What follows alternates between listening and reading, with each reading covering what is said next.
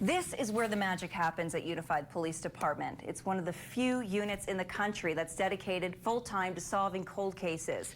Like Jan Stavros' disappearance. Her files are all kept in this box, waiting for fresh eyes or a piece of forensic evidence that will help finally crack the case.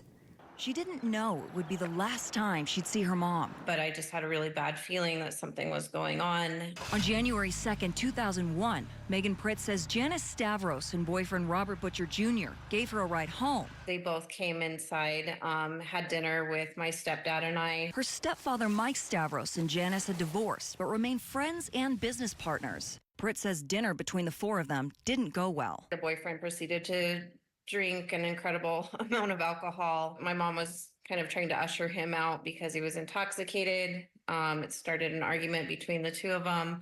They both got into her truck. It's the last time Stavros was seen alive. Do police suspect foul play in her disappearance?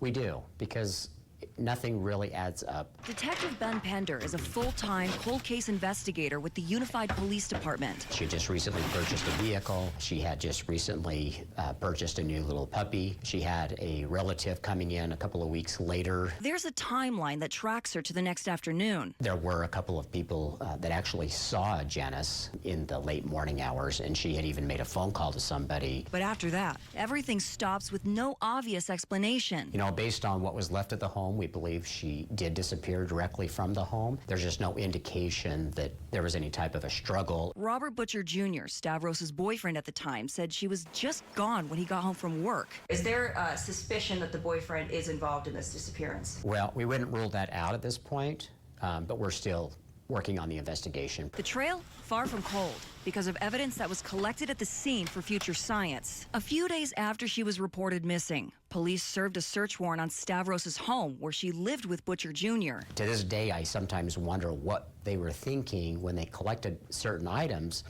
because when they collected it, there was no type of testing that could have ever been done on those items. It's those items that Detective Pender confirmed have either been tested or are in the process of retesting with new science to find more answers. From the search warrant, there was some blood that was found at the scene.